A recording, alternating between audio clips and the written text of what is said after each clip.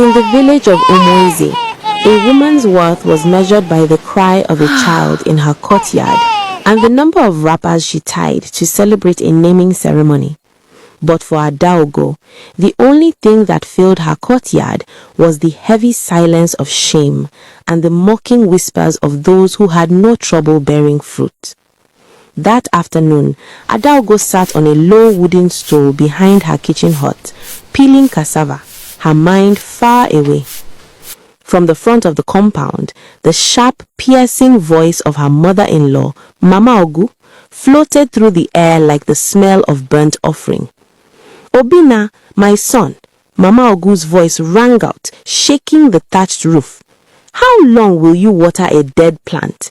The rainy season has come and gone 10 times since you married this woman, yet her belly remains as flat as the floor of the market square. Are you bewitched?" Adaogo's knife slipped, slicing into her thumb.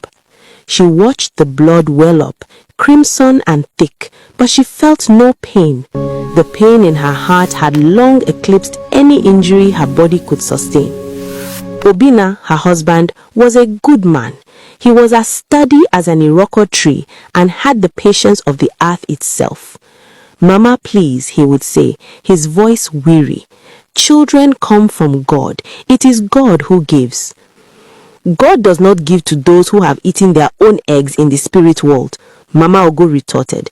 "If you do not take a second wife by the next new moon, I will bring one for you myself. I will not die without carrying a grandchild."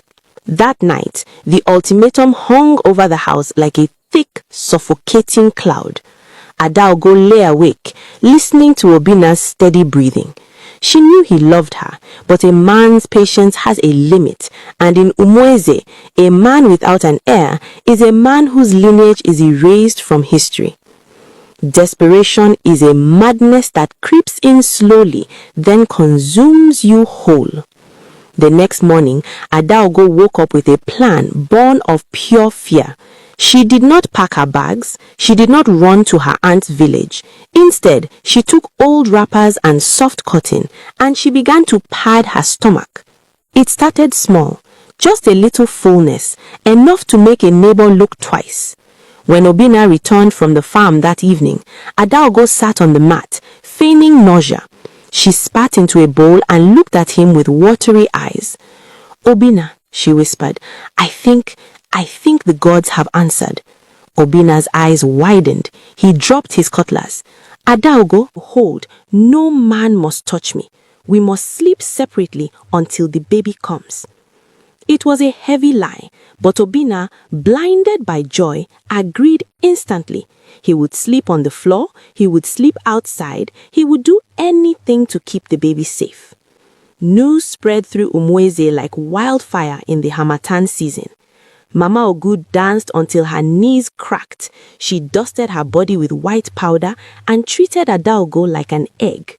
But for Adaogo, the next 9 months were a prison of her own making. Every month, she added more cloth to her stomach. She walked with a sway, holding her back as if carrying a heavy load. She groaned in the mornings. She demanded spicy peppers and clay to eat. She played the part perfectly, but inside she was dying. She knew the moon was counting down. The 9th month was approaching, and there was no baby in her womb, only cloth and lies. When the 9th month arrived, the air in the compound became tense with expectation. Mama Ogu was already buying baby soap and preparing hot water spices. "Adaogo," Mama Ogu asked one morning, eyeing her daughter-in-law's large cloth-filled belly, "when is the baby coming? You have been heavy for too long." "Soon, Mama," Adaogo said, sweat breaking out on her forehead. "The baby is just stubborn." But she knew she had no more time. A toad does not run in the daytime for nothing. Adaogo knew she had to act, or her shame would be greater than death. Early the next morning, while the dew was still wet on the grass, Adaogo tied her head tea. She took a machete and a long rope, telling Obinna she was going to gather firewood near the boundary of the farmland. "Let me go for you," Obinna insisted. "You are heavily pregnant." "No, Deem," she smiled, a brittle, fragile smile. The midwife said I must walk. It helps a baby calm down. I will not go far. She walked past the farm. She walked past the stream. She walked until the path ended and the menacing trees of the Iyegbara, the forbidden forest, loomed before her. People did not go there. It was the dumping ground. It was where the village threw things they feared, people who died of the swelling sickness, and in the dark days, children considered abominations, twins or babies born with teeth. Adaogo did not care about abominations. She did not care if the child she found had 2 heads. She needed a baby. She needed to save her marriage. The forest was silent. No birds sang. The air was cold despite the morning sun. Adaogo walked until her legs trembled, pushing through thorns that tore at her skin. She was looking for the shrine of the forgotten, where it was said the deity Ogugumiri resided. In a clearing, she saw it. The shrine was a small, terrifying hut made of mud and palm fronds, surrounded by white chalk markings. And there, sitting at the foot of the shrine, was a woven basket. Adaogo's breath hitched. She rushed forward, dropping her machete. Inside the basket lay a baby. It was a girl. The child was awake, staring at the canopy of leaves with eyes that were too bright, too knowing. Her skin was the color of polished camwood. She was beautiful, but there was an unnatural stillness about her. She did not cry. She simply looked at Adaogo and cooed.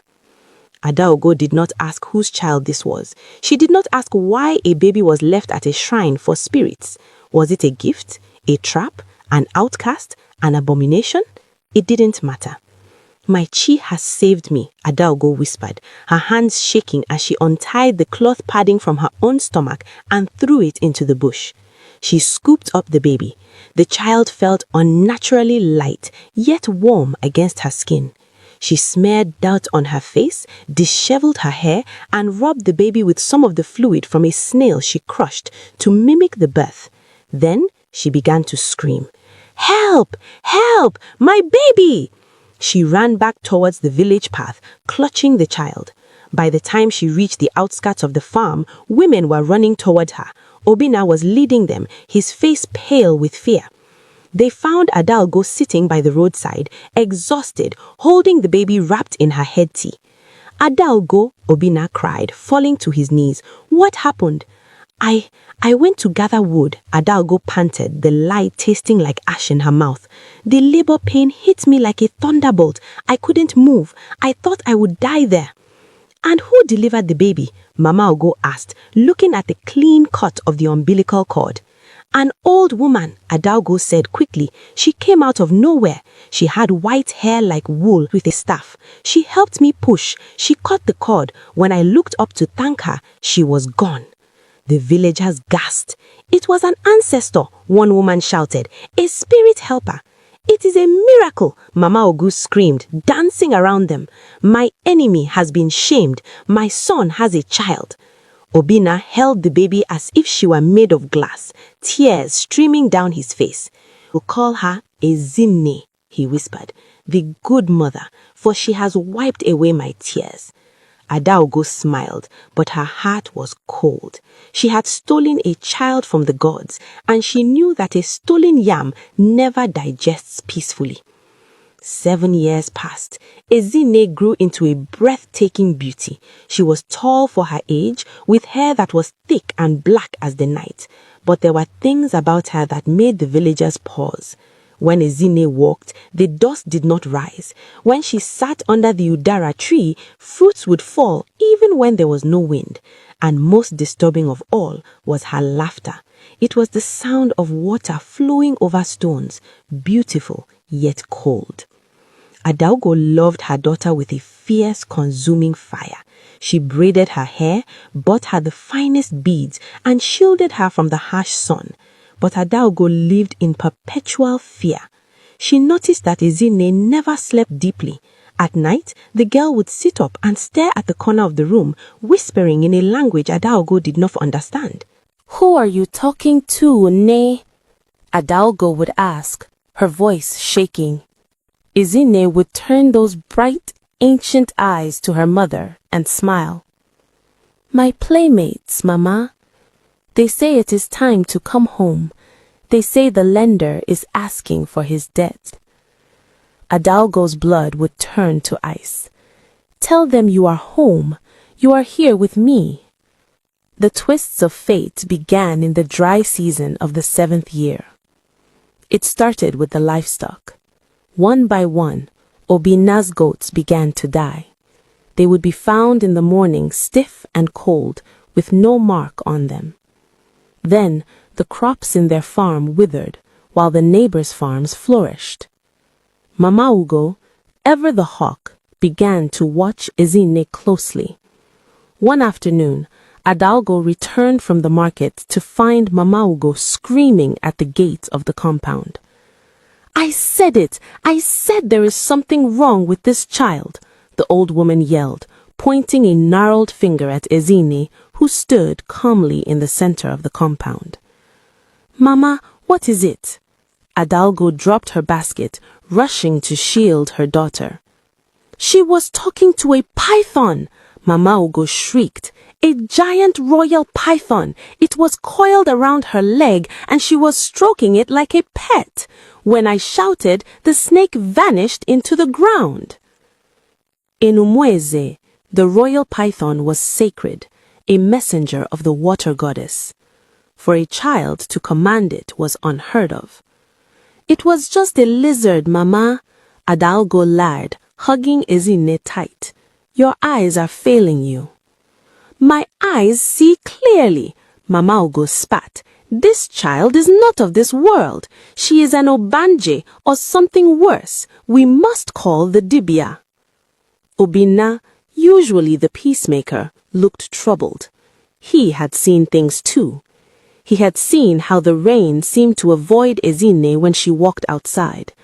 He loved his daughter, but the fear was creeping into his bones.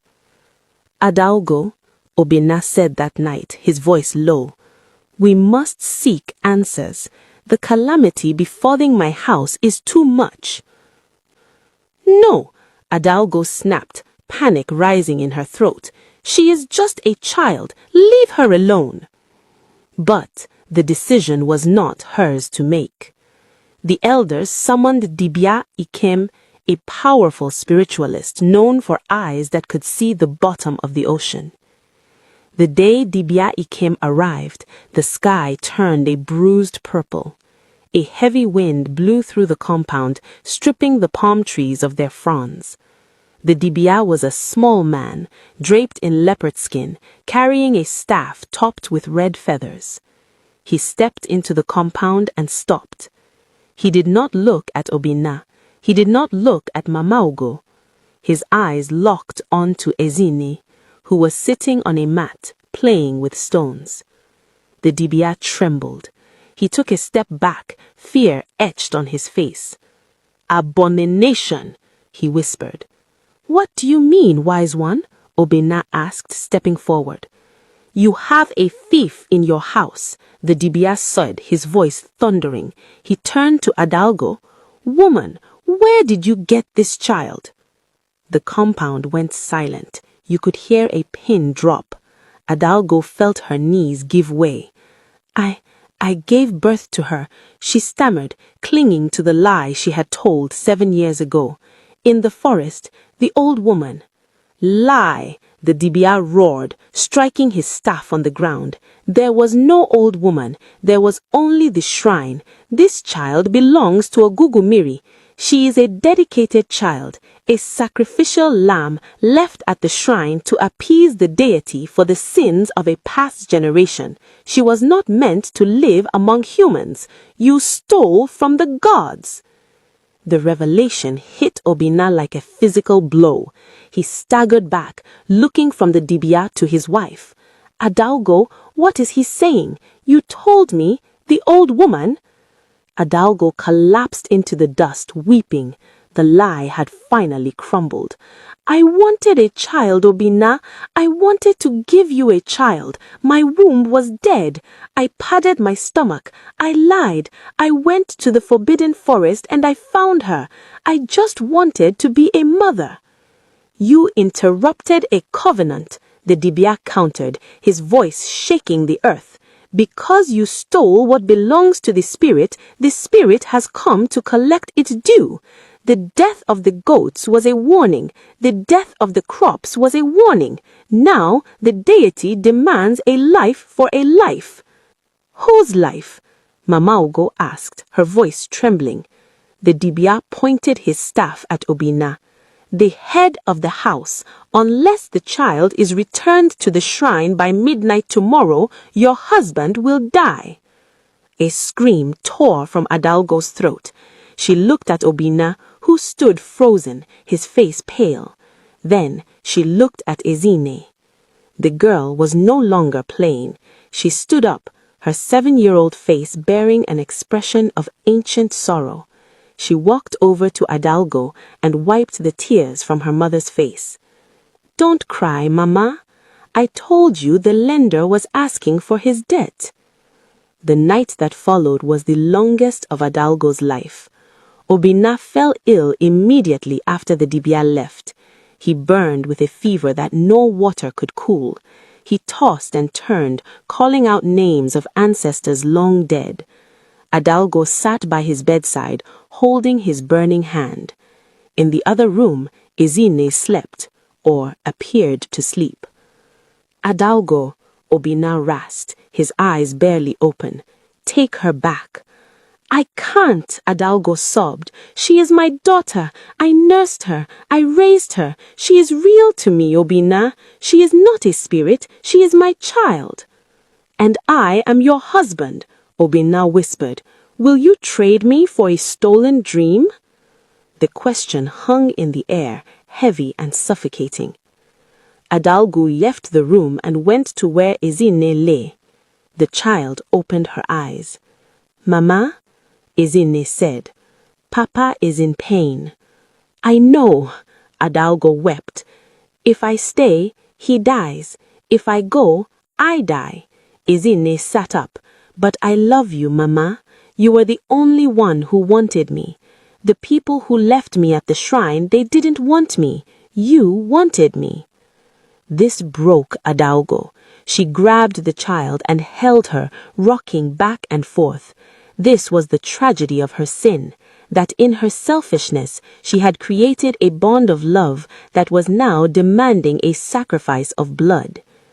The next evening, as the sun began to set, painting the sky in hues of blood orange, Adalgo made her choice.